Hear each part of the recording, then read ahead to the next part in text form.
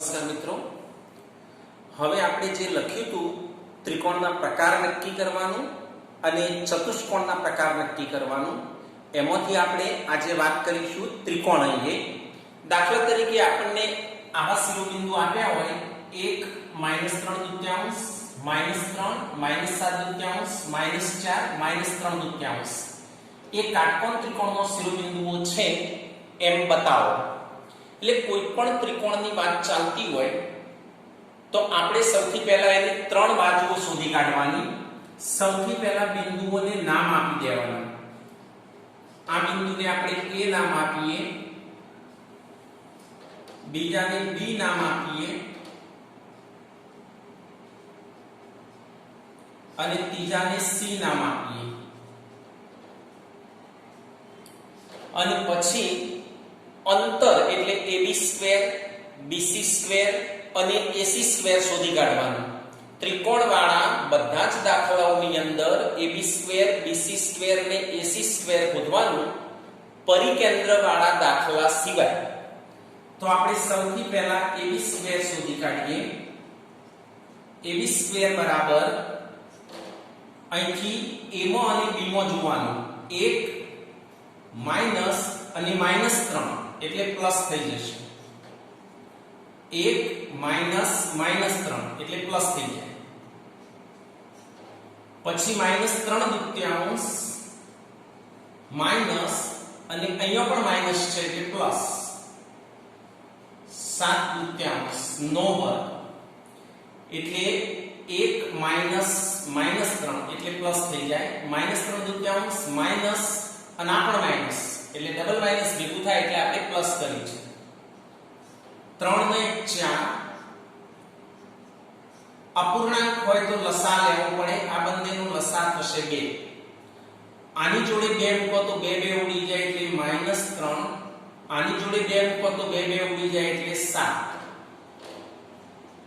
4 નો વર્ગ 16.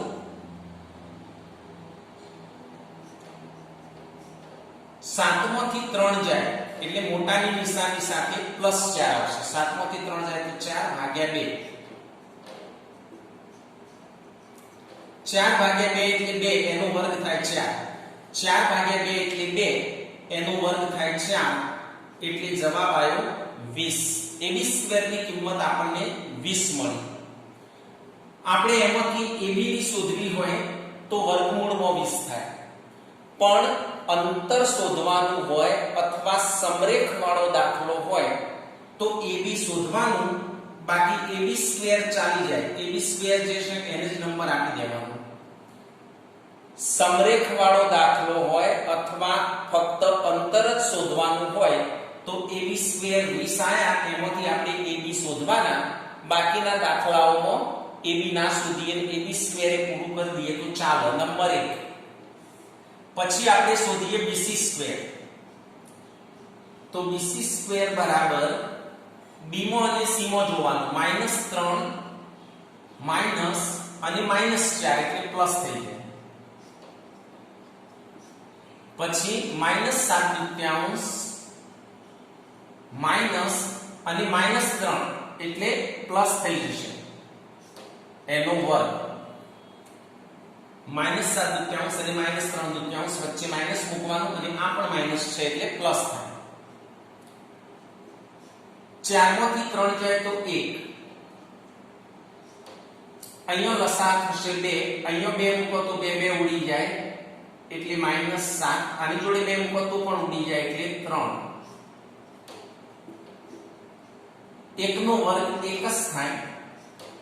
7 માંથી 3 જાય એટલે -4. નિશાની મોટાની આવે એટલે માઈનસ. 1 પ્લસ આવડી જશે એટલે -2 આવશે. 4 ને 2 ઉડે એટલે 2 વધે, નિશાની માઈનસ. 2 નો વર્ગ 4 થશે એટલે 5. આનો નંબર આપવાનો 2. હવે ત્રીજું શોધીએ કે એ જ રીતે AC² એટલે A માં અને C માં જોવાનું. પહેલો A છે તો પહેલા A માં જોવાનું. 1 માઈનસ -4 એટલે +4. -3/2 માઇનસ માઇનસ 3/4 એટલે પ્લસ થઈ જાય. AC નો વર્ગ એટલે A માં અને C માં જોવાનું. 1 માઇનસ માઇનસ 4 એટલે પ્લસ. માઇનસ 3/4 માઇનસ 3/4 એટલે પ્લસ થઈ જાય છે. ડબલ વખત માઇનસ આવશે. 4 ને 5 આ બંને ઋણ અને ધન ઉડી જાય. ધન અને ઋણ ઉડી જાય એટલે 0. 5 નો વર્ગ 25. પરિણામ નંબર 3. પછી લખી દેવાનું આ 3 શોધ્યા પછી પરિણામ 1 2 અને 3 પરથી આપણને દેખાય છે આ કિંમત 25, આ કિંમત 20 અને આ કિંમત 5. એટલે આ 25 આ બેના સરવાળા જેટલી થાય. આ 25 આ બેના સરવાળા જેટલી થાય. મતલબ AC વર્ગ બરાબર AB વર્ગ પ્લસ BC વર્ગ. આ AC વર્ગની કિંમત AB વર્ગ અને BC વર્ગના સરવાળા જેટલી થાય એવું આપણને અહીંયા આ 3 પરિણામ પરથી દેખાય છે. હવે આ પાયથાગોરસ મુજબ કાટકોણ ત્રિકોણ માટેની શરત આપણે લખી હતી. એ મુજબ AC વર્ગ બરાબર AB વર્ગ પ્લસ BC વર્ગ થાય તો ત્રિકોણ ABC માં આ AC ની સામે તો આપણે આમ દોર્યું હોય તો આ AC ની સામે કયો ખૂણો આવે? B.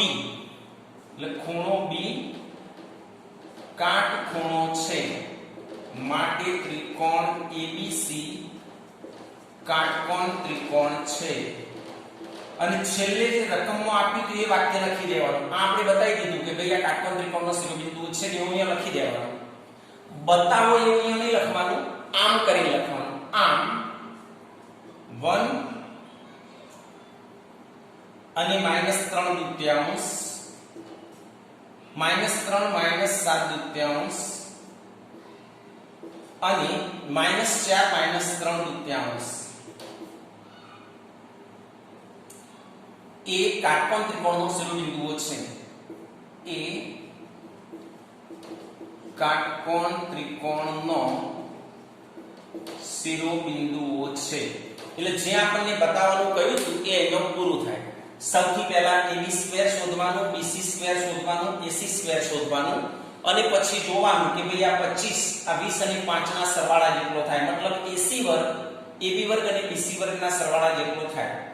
માટે ત્રિકોણ ABC માં આ AC ની સામેનો એટલે B ખૂણો કાટખૂણો થાય. માટે ત્રિકોણ ABC કાટકોણ ત્રિકોણ થાય. ત્યાં તો પૂરું થઈ જાય.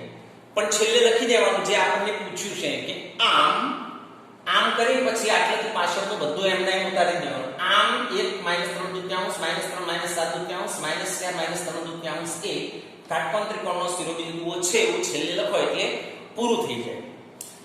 હવે મિત્રો કોઈ વખતે આપણને સમદ્વિબાજુ કાટકોણ ત્રિકોણ ને એવું બધું પૂછ્યું હોય અને આપણે આ 3 શોધીએ. દાખલા તરીકે આપણે આ 3 વસ્તુ શોધી હોય અને આવો જવાબ આવ્યો હોય કે આનો જવાબ આપણને મળ્યો હોય દાખલા તરીકે 10, આનો જવાબ મળ્યો હોય 10 અને આનો જવાબ દાખલા તરીકે મળ્યો હોય 20. જ્યારે આપણને પૂછ્યું હોય કે આ સમદ્વિભુજ કાટકોણ ત્રિકોણ છે એમ સાબિત કરો અને આવા જવાબો મળ્યા હોય તો આપણે લખી શકીએ કે પરિણામ 1 2 અને 3 પરથી આપણને દેખાય છે કે આ બેનો સરવાળો આના જેટલો થાય. એટલે AC વર્ગ બરાબર AB વર્ગ પ્લસ BC વર્ગ. અને બીજું આપણને એવું દેખાય છે કે આ બે સરખું છે. બીજું એવું દેખાય છે કે આ બે સરખું છે. મતલબ AB વર્ગ બરાબર BC વર્ગ. એટલે આ કાટકોણ ત્રિકોણ માટે આપણે જે જોઈએ છે આવી એક બાજુનો વર્ગ બાકીની બે બાજુના વર્ગોના સરવાળા જેટલો એટલે કાટકોણ ત્રિકોણ હોય. અને અહીંયા આ બે સરખું છે. આપણે વર્ગ કાઢી દઈએ તો બે બાજુઓ સરખી પણ થઈ એટલે સમદ્વિબાજુ છે. એટલે આના ઉપરથી આપણે કહી શકીએ કે ત્રિકોણ ABC સમદ્વિભુજ કાટકોણ ત્રિકોણ છે. આના આધારે કહેવાય સમદ્વિભુજ અને આના આધારે કહેવાય કાટકોણ. જો સમબાજુ લાવવાનું હોય તો 3 3 સરખો આવે. 3 3 સરખો આવ્યો હોય તો આપણે લખી દઈએ કે પરિણામ 1 2 અને 3 પરથી AB વર્ગ બરાબર BC વર્ગ બરાબર AC વર્ગ. વર્ગમૂળ કાઢી લેવાનું. AB બરાબર BC બરાબર AC. તો 3 સરખું થયું એટલે આને કહેવાય સમભુજ ત્રિકોણ. એટલે અહીંયા જે માંગ્યું હોય એ પ્રમાણે અહીંયા આવી જ જાય. તમને જેવું ભાવે એવું અહીંથી તમે ડાયરેક્ટ લખી દો પરિણામ 1 2 ને 3 પરથી એમ કરીને જે માંગ્યું છે ડાયરેક્ટ લખી દો તો પણ ચાલે. આપણને સમજાય કે ભાઈ આ બે સરખું છે એટલે લખ્યું આ બે સરખું છે.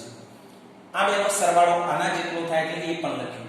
આના ઉપરથી કાટકોણ કહેવાય, આના ઉપરથી સમદ્વિભુજ કહેવાય. એટલે એ ત્રિકોણ સમદ્વિભુજ કાટકોણ ત્રિકોણ થશે. હવે આવો કોઈ દાખલો આપ્યો હોય, આપણને 3 શિરોબિંદુ આપ્યા છે અને કહ્યું છે એ કાટખૂણો હોય તો કેનું મૂલ્ય શોધો. તો અહીંયા પણ પહેલા દરેકને નામ આપી દેવાનું. અહીંયા તો નામ આપેલું જ છે.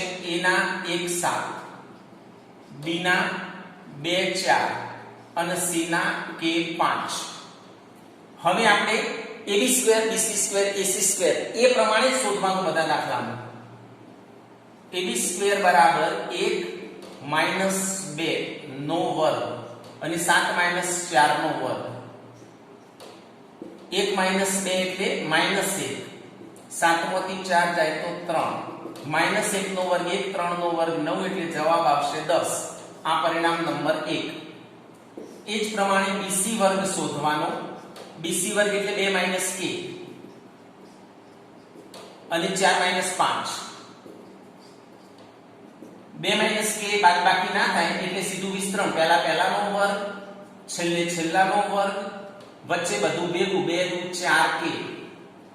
પહેલાનો વર્ગ, છેલ્લાનો વર્ગ, 2 * 4 k. અહીંયા 4 માંથી 5 જાય તો -1. પછી એ જે વર્ગ છે પહેલા પૂરો કરી દઈએ. -1 નો વર્ગ પણ 1 જ થાય. હવે આને ગોઠવી દઈએ. પહેલા k વર્ગ વાળું, પછી k વાળું અને પછી 4 અને 1 એટલે 5. પરિણામ નંબર 2. પહેલા k વર્ગ વાળું, પછી 4k અને 4 ને 1 5. એ જ રીતે આપણે AC વર્ગ શોધી કાઢવાનો. AC વર્ગ એટલે a અને c માં જોવાનું. 1 - k અને 7 - 5. આનું બાદબાકી ના થાય એટલે વિસ્તરણ. પહેલાનો વર્ગ, છેલ્લાનો વર્ગ, વચ્ચે બધું ભેગું એટલે 2 * 1 2 અને k. 7 માંથી 5 જાય તો 2. 2 નો વર્ગ 4. હવે ગોઠવવાનું. k વર્ગ, પછી k વાળું અને 4 ને 1 5. પરિણામ નંબર 3. હવે રકમમાં આપણને કાટકોણ છે સાબિત કરવો એવું નથી કર્યું. કાટખૂણો આપેલો જ છે કે એ કાટખૂણો છે. એટલે આપણે જે આપેલું છે લખવાનું કે હવે ત્રિકોણ ABC માં ખૂણો A કાટખૂણો હોવાથી, હવે ખૂણો એ કાટખૂણો હોય આવી રીતે આ એ કાટખૂણો, તો એની સામેથી સૂત્ર શરૂ થાય પાયથાગોરસનું. જે ખૂણો કાટખૂણો હોય એની સામેની બાજુ એકલી હોય એટલે BC વર્ગ બરાબર AB વર્ગ પ્લસ AC વર્ગ. એટલે કાટખૂણાને આધારે સૂત્ર બદલાય કે એ કાટખૂણો છે તો BC વર્ગ બરાબર AB વર્ગ પ્લસ AC વર્ગ. કાટખૂણાની સામેની બાજુ હોય એકલી આવે. હવે કિંમતો મૂકી દેવાની. BC વર્ગની આ રહી k વર્ગ -4k + 5, AB વર્ગની 10, AC વર્ગની k વર્ગ -2k + 5, k વર્ગ -4k + 5. આ બધું આ સાઈડ લઈ લેવાનું. નિશાનીઓ બદલી એટલે 10 માઈનસ થાય, k વર્ગ માઈનસ થાય, 2k પ્લસ થાય, 5 માઈનસ થાય. આ બધું આ સાઈડ લઈ દીધું. નિશાનીઓ બદલી. k વર્ગ ધન અને ઋણ ઉડી જાય.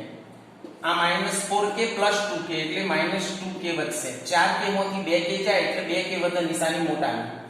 પછી આ -5 + 5 ઉડી જશે. -10. -10 પેલી બાજુ જાય એટલે +10. -2 ભાગાકારમાં લઈ જવાના એટલે k બરાબર 5 પણ નિશાની માઈનસ એટલે -5. એટલે આવી રીતે તમને એવું કહ્યું હોય કે ભાઈ C કાટખૂણો છે તો C કાટખૂણો હોય તો અહીંયા C લખવાનું અને પછી એ પ્રમાણે આ સૂત્ર બનાવવાનું કે AB વર્ગ બરાબર BC વર્ગ પ્લસ AC વર્ગ. એટલે જે કાટખૂણો કયો હોય એ પ્રમાણે આપણે સૂત્ર બનાવવાનું, કિંમતો મૂકી સાદુરૂપ આપવાનું એટલે k ની કિંમત આપણને મળી જાય. મિત્રો તમને જે લેસનમાં દાખલા આપ્યા છે એમાંથી એક દાખલાની અંદર 3 અલગ અલગ આપ્યું છે કે a કાટખૂણો હોય, b કાટખૂણો હોય, c કાટખૂણો હોય તો શોધો. તો આટલું તો એમ શોધવાનું, પછી લખવાનું કે જો a કાટખૂણો હોય તો એ પ્રમાણે સૂત્ર મૂકીને ગણવાનું. પછી ફરીથી જો ત્રિકોણ ABC માં B કાટખૂણો હોય તો એ પ્રમાણે સૂત્ર મૂકીને ગણવાનું. પછી ફરીથી જો ત્રિકોણ ABC માં C કાટખૂણો હોય તો એ પ્રમાણે સૂત્ર મૂકીને ગણવાનું. તો તમારું ગૃહ કાર્ય સ્વાધ્યાય 7.1 નો ચોથો દાખલો અને આપણી જે ગાઈડ છે નવનીત એમાં કૌશલ્ય ચકાસણી એવું પાન નંબર 212 ઉપર આપેલું છે. કૌશલ્ય ચકાસણી એવું પાન નંબર 212 ઉપર આપેલું છે. એમાંથી દાખલો ત્રીજો, પાંચમો અને સાતમો. ફરીથી બોલું છું, સ્વાધ્યાય 7.1 નો દાખલો ચોથો અને ગાઈડની અંદર કૌશલ્ય ચકાસણીમાં પાન નંબર 212 ઉપર દાખલો ત્રીજો, પાંચમો અને સાતમો.